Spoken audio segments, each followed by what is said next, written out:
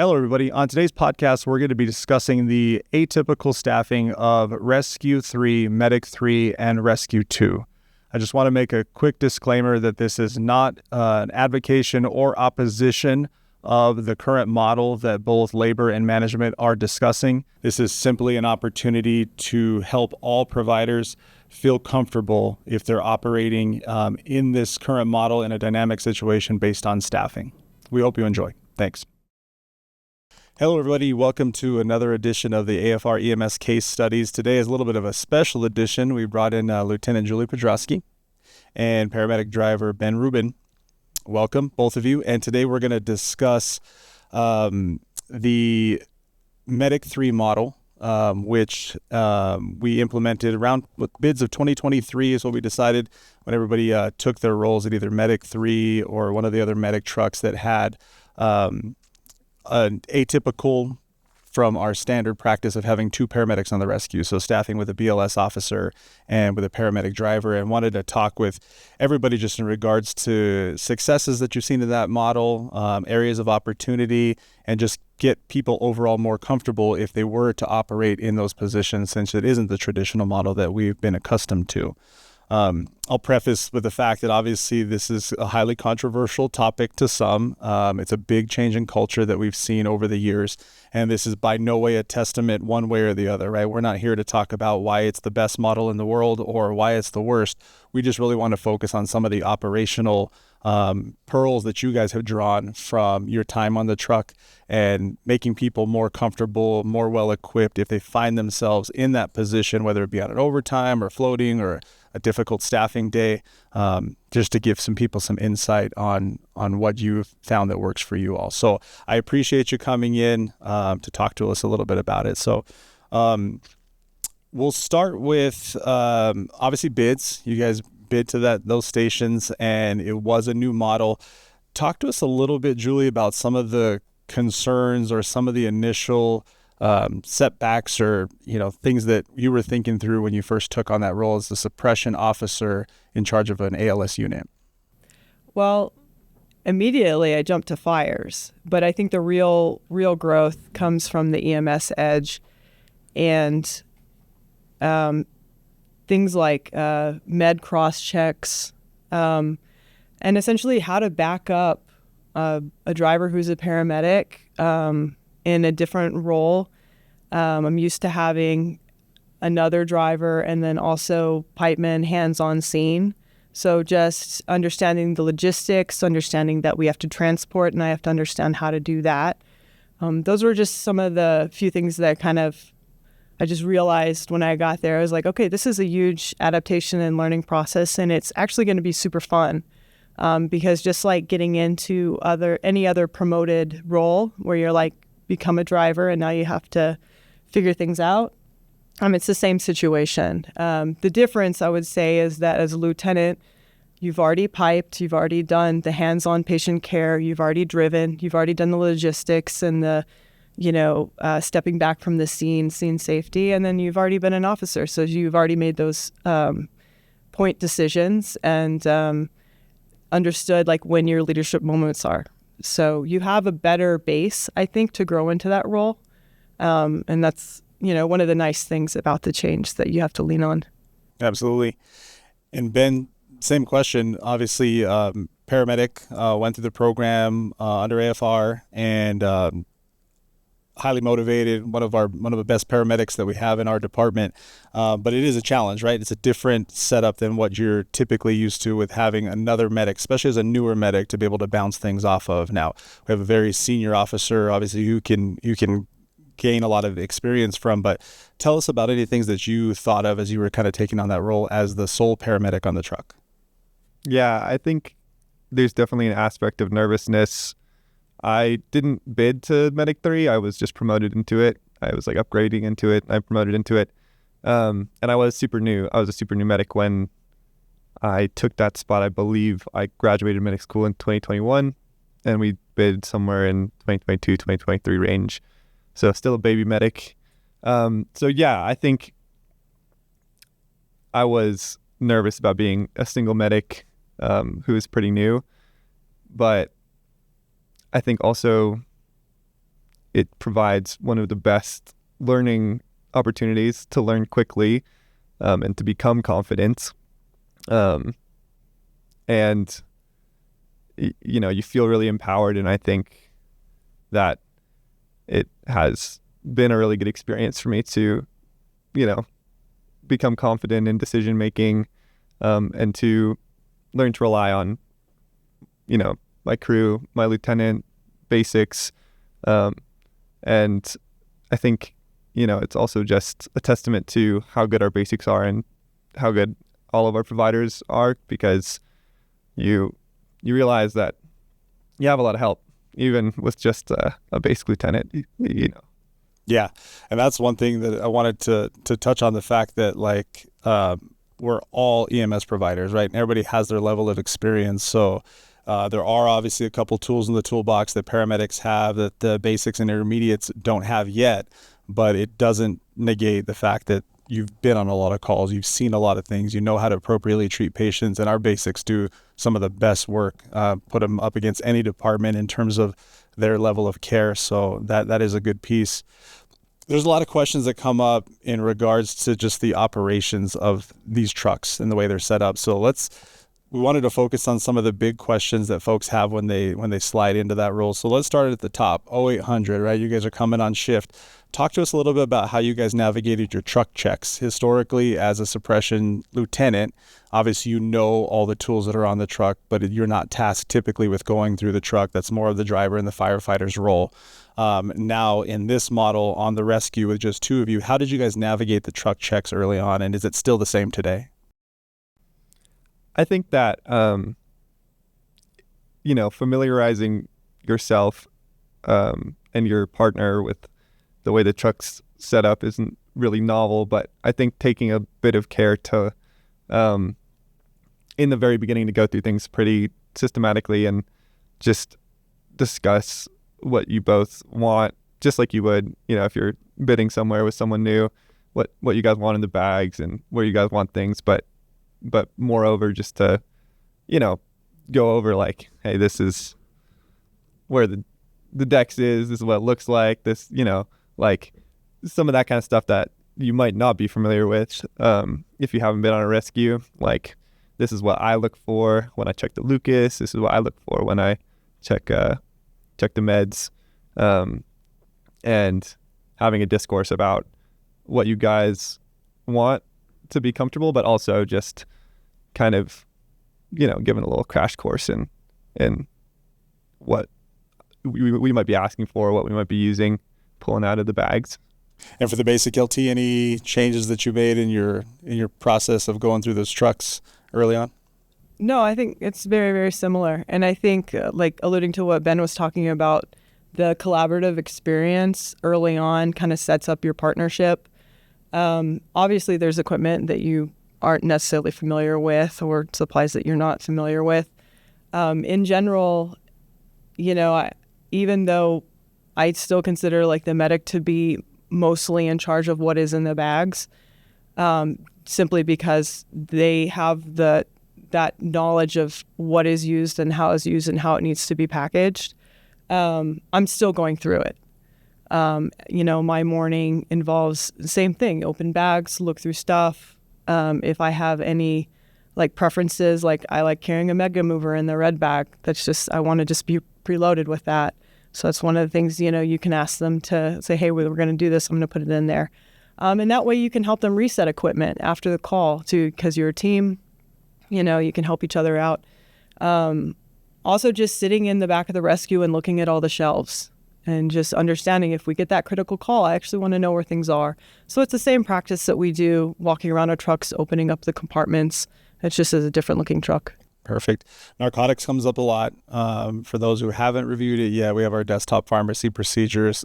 Fascinating read, about 20 pages worth of really dry information, but some good information in there in terms of who can handle narcotics and who can't. And I know you guys have found your way in that, but basically our contract pharmacist states that only paramedics are able to handle and check drugs. So therefore, all paramedics and now intermediates have access to the narc boxes, and they're the only ones that can check it. So Ben knows that if he's going to use a narcotic, he has to access that box, and he unfortunately can't send Julie to get that because you don't have that level of licensure. But talk with us a little bit about the narcotics checks and any nuances to that. Is it ultimately, obviously, she's responsible for the truck, but the narcs are to your possession. So how do you guys handle that?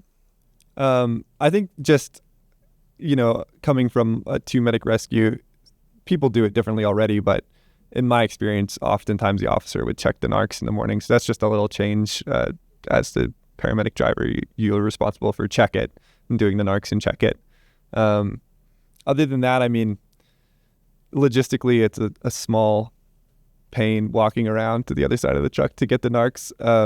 But, that's one of the things that, if you hadn't been thinking about it already in the driver's position, now it's kind of on you to think about when you will need them, and to be early and go get them. And I'm not perfect, but, especially if you're walking a long ways, it sucks to forget your narcs. So getting good at that, and then cross-checking on scene. I think it's been brought up before, but you can cross-check narcs with a basic or any level of licensure. I mean, you can just ask a simple math question, and I just say, like, if I'm going to get 50, I try to just explain that, okay, what I want to do is I want to give 50, which is in 1 milliliter, and if you would go ahead and look at this, that is in fact 1 milliliter. So I'm able to cross-check my narcs with Julie or whoever my lieutenant is. And Julie, obviously there's some medications that you early on probably weren't familiar with. They're just not in your scope. But I think Ben makes a great point that really the reason for the cross-check is just for the medic to kind of slow down for a split second. So even if you don't know specifically like the pharmacokinetics or why you're giving something, it's just confirming, hey, is this epinephrine? You can confirm that. He says the dose out loud. And even if you don't know the dose, the idea is him saying it out loud might trigger something for him like, oh, wait a minute, we're not giving that amount, we're giving this amount, and really just cross-checking that. Have you guys encountered any challenges in terms of the cross-checks? I think that was a huge point of growth that I had to go through. We're not used to med math.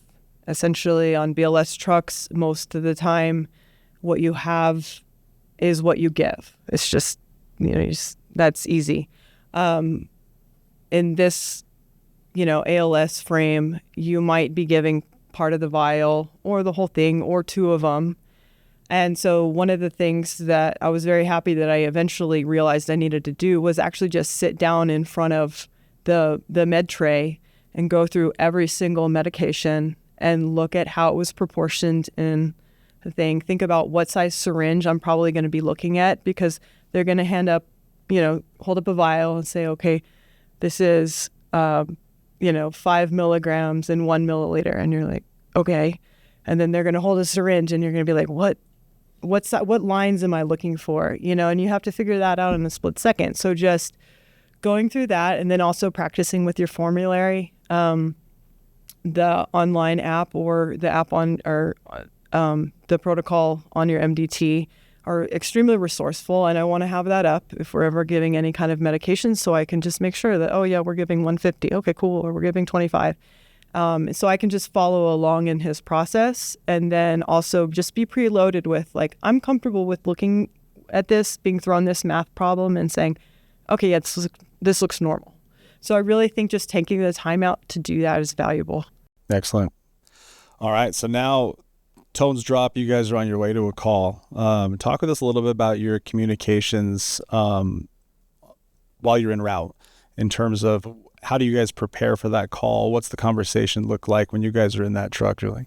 I've found that most of the drivers that I've worked for ask for what's in the notes. That they like to start already ruminating about what the nature of the call, what their treatments might be. So that's one thing I can help them with. The other thing that I've learned from other people is that they'll pull up the protocols on the MDT and already start looking through them, and possibly we can discuss them if we think it's like an atypical thing that we don't see frequently, and kind of preload the situation that way. Yeah, I think just knowing what you're going to, usually if I am getting to this truck and able to click en route and quickly look at the notes, and if not, I'll just ask Julie or Clint what the nature of the call is, if there's anything in the notes. And then if it's something that seems like atypical or I don't know, low occurrence, high acuity call that we don't run all the time, I'll ask them to pull up the protocol and just read me like the flow chart. I know that's saved me a couple times. There's a choking call where I didn't remember the flow chart for adult choking, and we pulled it up and just a little refresher, and then just knowing AES's status, it says that in the notes, whether or not they're level 0, whether or not they're critical, for us to just kind of game plan like we need to be on top of our scene time. They're critical, we should probably bring down the gurney, little things like that. Perfect. Okay. Now you guys get there, you're on scene. Talk about how the assessments, you guys have found a way you do your assessments in terms of like you engage that patient. Is it the paramedic that's leading that call for the most part? Is it the officer that's typically asking the questions while the driver's hands-on doing the tasks? What successes have you found in terms of just assessment and treatment? I think most likely the paramedic driver is initiating the physical assessment.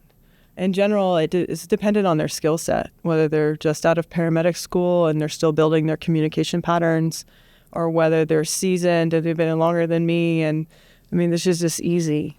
So I try to flex around what their skill set is, and be supportive. And then, ultimately what I'm looking for is for them to be able to communicate back to me whatever they actually need, and not see the situation as I'm a lieutenant, you're a driver, but more like we're a team, and our goal is the same, which is excellent patient care. And getting to that is just good communication. Yeah, I agree 1,000%. And from your perspective, kind of the same thing?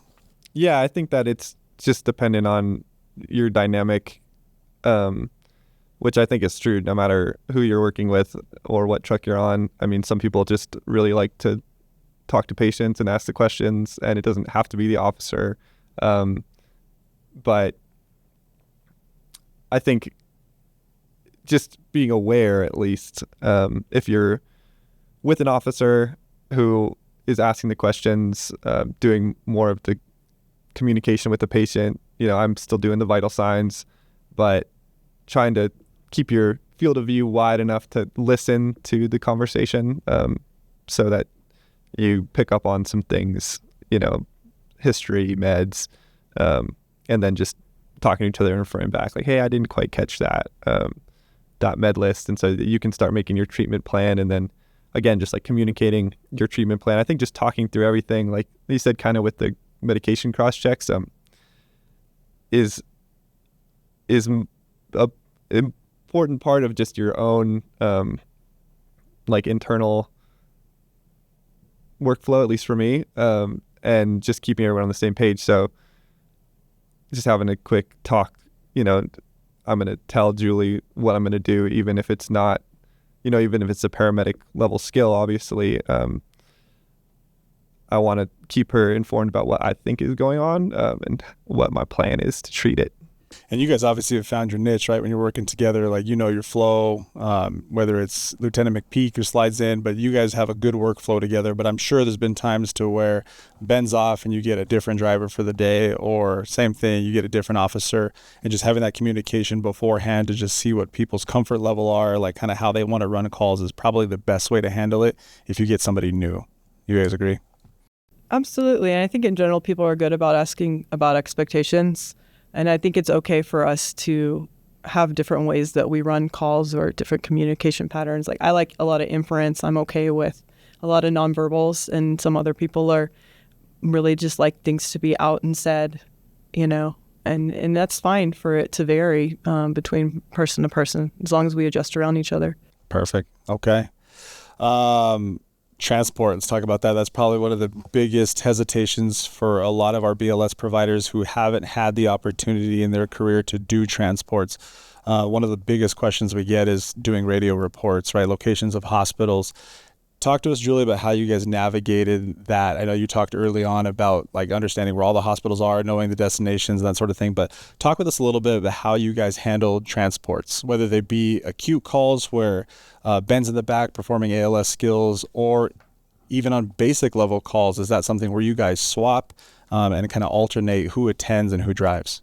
Yeah, absolutely. I mean, if we're running an assault call and we're critical status, I'm absolutely comfortable in jumping in the back, continuing patient care, working on my chart. And then any other call, I personally believe in continuity of care. So if we've provided any kind of ALS intervention or assessment on scene, I'm comfortable driving.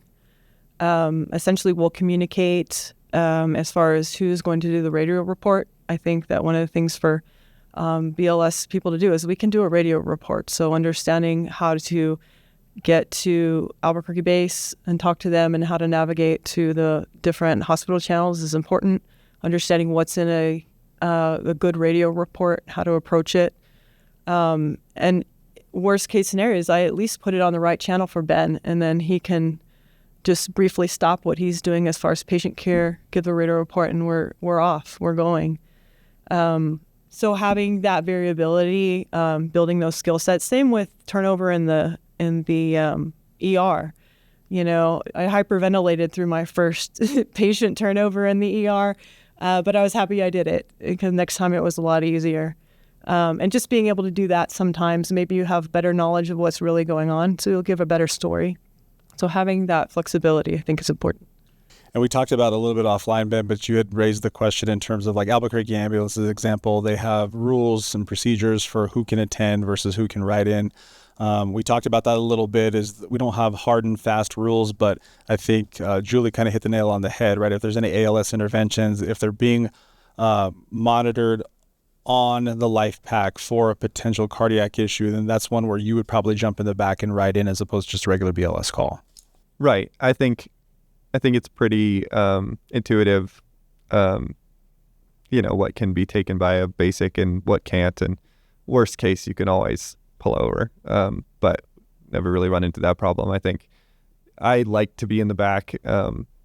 So again, just something that you can talk to your officer about in the morning, overtime, whatnot. Just kind of ask them what they're comfortable with. If they want reps, if you want reps with doing radio reports.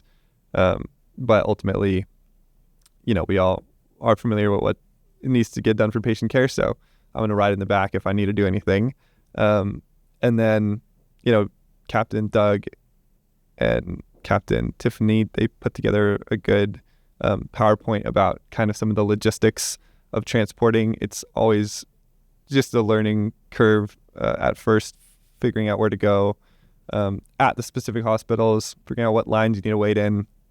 It's just a process of learning how to do that, and it's been really informative. And I still don't have it down to a science, but you get better at it for sure, and it's not too intimidating. Once you do it a couple times, you make a couple mistakes, and then I think the hospital capabilities list is your best friend when it comes to where you want to go. And then past that, just looking for other people with a gurney and talking to your coworkers and people at AAS. Everyone's happy to help you. So I'd say hospitals are saturated right now. You guys know it. You feel it when you transport. We're looking at, wait time sometimes in the EDs of people staying there for 3 days in a hall bed or whatever. So obviously turnover is a big deal when you guys are transporting. And that comes up a lot. 7-8 takes a lot of phone calls of, hey, we've been here for an hour. We've been here for 45 minutes. We need some help. Talk with us a little bit about your guys' process when you get to that ED. You're either getting ignored or you're standing around on the hall for 20, 30 minutes looking for somebody to turn the patient over to. How have you guys navigated that to get yourselves back in service? Well, thankfully, anytime it's happened, 7-8 has kind of preloaded us that day, like via text, and just kind of like, FYI, if you go here, this might be a problem. If you ever are uncertain, just giving them a call before you go in and request for additional help and actually try to pressure somebody. 7-8 can give you basically what to say. And it's basically like, my boss says, I have to get this patient off my gurney in 20 minutes. May I please speak to your charge nurse? And then you realize that you're already speaking to the charge nurse, and then you just say, I understand that you're busy. How can we solve this problem? And just applying a little pressure in a professional way helps. I've also had to say, well, may I please speak to your supervisor about this? And then having another professional conversation with them, just understanding that external atypical pressure helps, and that ultimately we have to work with them again in 20 minutes when we get back there. So we want to do that in the best way we can, but also be assertive enough to say, like, no, this has to happen. Help us, we'll help you. Yep, absolutely. And just a reminder, we have that 20-minute rule, right, per guideline, so they should be taking over patient care within that 20 minutes, kind of the direction we give folks. If your patient's stable, triageable, and at that 20-minute mark, like you do, is professionally approach them and let them know, like, hey, we got to get moving. Always drop the supervisor card. That's always a good move. And the supervisor says I have to go, and then you can turn those patients over a lot quicker. So I think that's good for everybody to know. Documentation, one of the biggest questions I think we get in terms of this model. How do you guys navigate documentation? Because we've heard everything across the spectrum of like, nope, that's the medic. They're the highest level of licensure. They're in charge of all the reports. On the flip side, you hear like, I'm a driver. That's the officer. They're in charge of the report. So talk with us a little bit about how you've navigated that. Well, this is going to come from pride and ego, but I'm trying to maintain my relevance. And so I'm very happy to keep control of the documentation.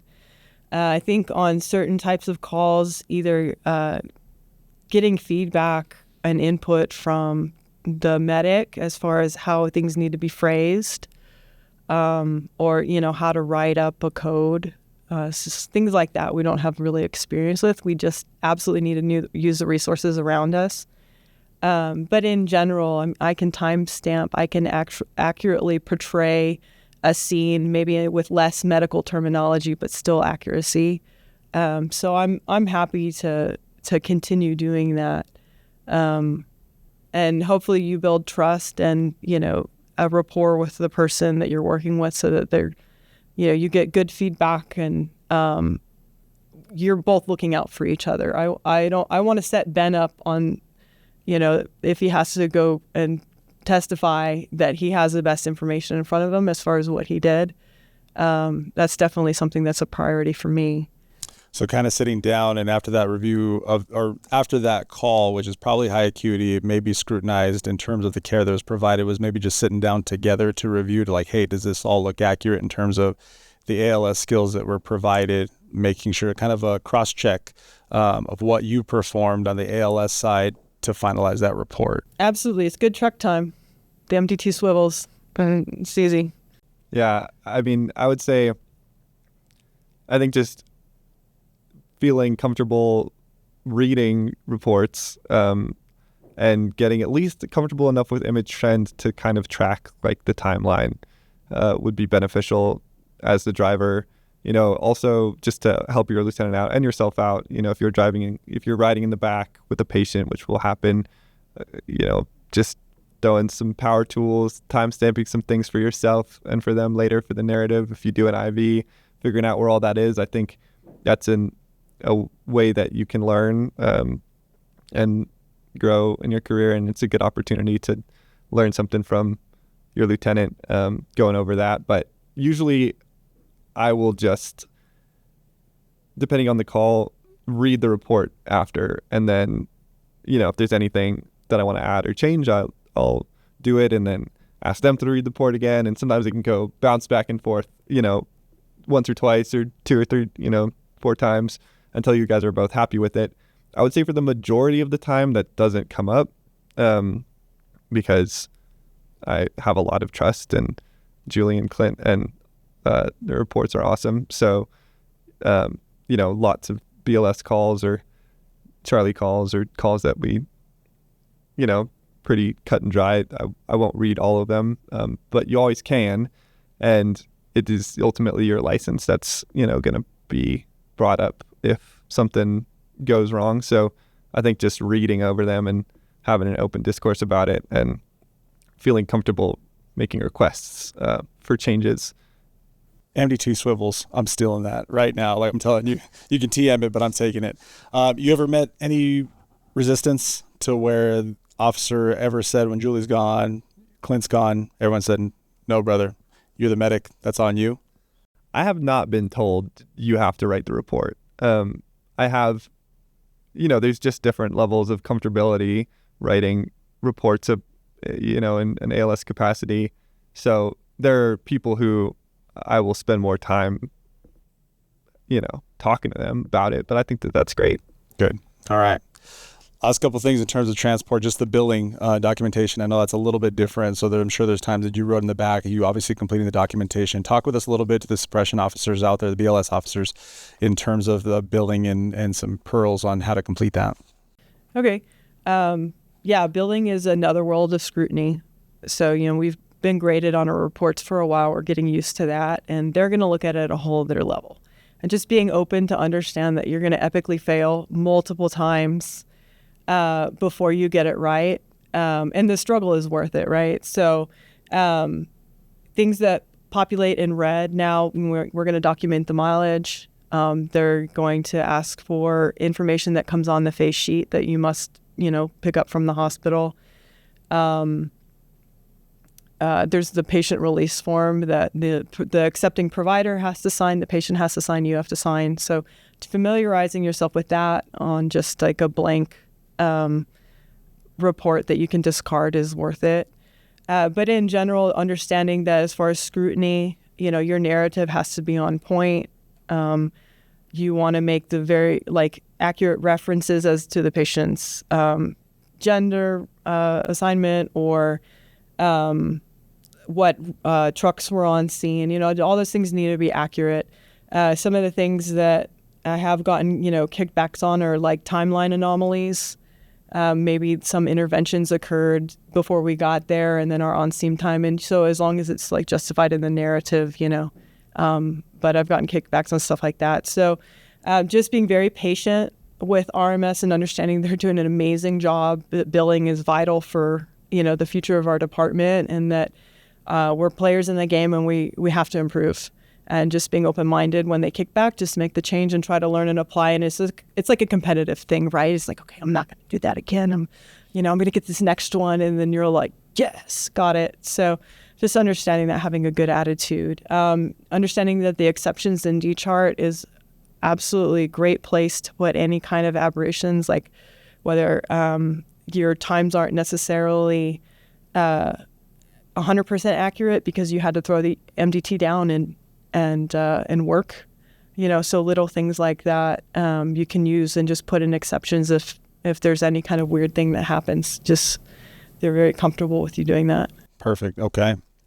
Very good. Last couple of things I want to touch on, just Julie, from your perspective, obviously a seasoned suppression officer prior to taking this role. What are the nuances that you learned? I try to avoid war stories in here, but I can say that specifically the transition from being a paramedic lieutenant on a rescue, moving over to a suppression unit was probably the hardest transition in my career. It's a whole new job. And you did it in a little bit of an opposite way, but tell us about some of the things that you learned going from the big red truck onto the rescue in terms of your response to fires. Well, I can't say that I'm good at this yet.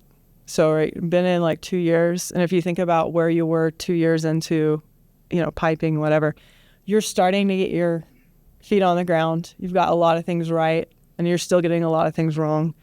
So it's just a growth area. One of the first things I learned on a fire was that if you're going to go into a dark space, you cannot be separated from your partner. You absolutely have to be right on them. I think, following the hose line in, you have that comfort where I can find you. You're on the end of the hose line. So I can, I have some variability in where I can be, especially when you're rolling things out. So just learning that for me, and I'm not saying this is a hard and fast rule, but I just learned, don't touch the hose. My focus is to either get in front of them or be behind them, but know that I'm going to the spots where I think a victim might be, and I'm not just following a hose line in. So kind of compartmentalizing and trying to just, it's just old habits. that you kind of have to throw off. I think learning how to get dressed outside of a truck and assume command and go to your spot as far as like starting your primary search, that's been a little rough for me. I kind of get stalled out in this, like, I like the street, I don't know. And then units start rolling in and I'm like, oh, I can actually see that it's ladder 13 as they're talking to me. And then I can make the assignment and I kind of just get like stalled out there. So whatever personal obstacle like you have, just understanding that it's a growth process and you're going to get to the other side of it if you just learn and apply, just like you did in any other role. And then using your resources around you. Like, sadly, I didn't go to the senior medics and say, how do I do this? Can you do some training for me so I can do this better? And that's one of the things I would have done differently next time. Yeah, I think in-house training is key and something that's overlooked sometimes. A lot of times we look to either the suppression training division or the EMS training division to bring you this information, but the best resource typically is in the house. Like there's a lot of varied experience in there. So tapping into those resources, I think, is key. I saved the hardest question for last, and I'm going to ask you both. And I think, again, prefacing with we're not asking anybody to say this is advocating for this model and this should be department wide, but it was a reality, right? It's those positions you all bid into. Tell us about anything the department could do better to prepare people for this role if they find themselves in this position, whether it be through a bid or just like we talked about with a staffing issue one day where you're on an atypical rescue model. What could the department have done better to prepare you for that position? Well, I want to come up with an answer that's realistic. I think med bath and just familiarizing ourselves with all the medications that we possibly give. That would be a simple thing. I think one of the hard things is the navigation of the hospitals and not having done clinicals in the hospitals. You can tell a big difference in familiarity when you're walking in there and you're like, I don't know where to go, but I'm supposed to know, that's a big comfort level thing. And if you're with the right partner who's already done it, it's easy. And if you're with someone new who either became a paramedic elsewhere and didn't do clinicals or isn't quite comfortable, then that's where you have to rely on AAS and stuff like that. Man, as far as preparation, I think I'd like to see more training on search without a hose line, just in the suppression refreshers. But in general, I think that the oral history and the oral training that we do at the station around the table, like, what do I do here? Stuff like that. That's really where we're powerful. And I think that's really bridged a lot of the issues. Excellent. Ben, from the ALS perspective, anything you could have been better prepared for this role?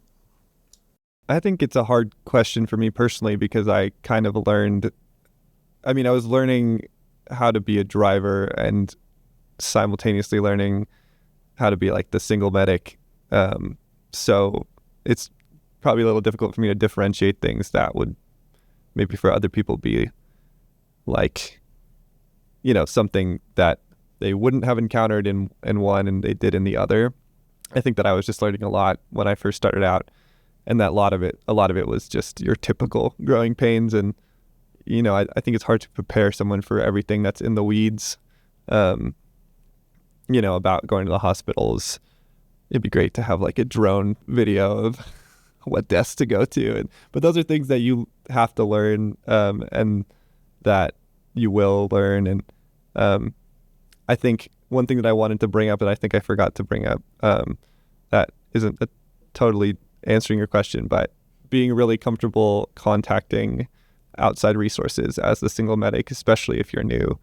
I do think it makes sense to have maybe some kind of a period of mentorship even after internship, so that brand new medics don't get stuck being the single medic on these trucks, similar to like a double medic at AAS. But either way, I think just being really comfortable calling QI, having their phone number on speed dial, and being really comfortable calling consortium and MSEP, and just having people, just doing it a couple times, so that it doesn't make you nervous, so that when you have to, it's quick and it's easy. I relied on them a lot when I was starting out. Yeah, they're great resources. 7/8's always on, right? Always ready to answer questions, those weird things that come up. I think they're a great resource. The consortium, we're very blessed to be able to have that as an option, to be able to bounce things off of ED physicians in the moment. So I agree, using those resources is really key, not being afraid to call. Knowing what you want to ask them or what you want to say prior to making that call, I think is key, helps streamline things a little bit, but I think that's great feedback. So we went a little long. I hope that everybody tuned into the entire session, but that's okay. This was good. This was an important topic, and a lot of people are going to be watching this with a lot of questions. Hopefully this answers a lot of them. A huge thanks to Medic 3, to Rescue 3, to Rescue 2, who have adopted this model, been successful in this model. And although not always ideal, right, for some folks, I think we've found ways to work through it. And overall still provided great clinical care. And that's a testament to everybody that's on that truck, irrespective of licensure. So thank you so much, Julie. Thank you, Clint, as well, who couldn't make it today. Thank you to all the BLS officers who took on this role, to the paramedics who were outside of their comfort zone operating in a new model. I think this is a testament to the work that you all do, that you guys made this a success. So. Yeah, there's a lot of people out there, not just us. So yeah, absolutely. Yeah, a lot of good folks. So if we could pack this room, we get everybody in here for their insights. And we're going to try, like I said, as this model develops, we'll talk with more people, get some insights, get great learners, and then really gear the training around that. So thank you. That's all we have for today. If anybody has any interesting cases or things they want us to talk about from the EMS perspective, let us know. We have the SharePoint tab. Reach out to me or anybody in the EMS division, and we'll get you down here. Until then, we'll see you next time. Thanks, everybody.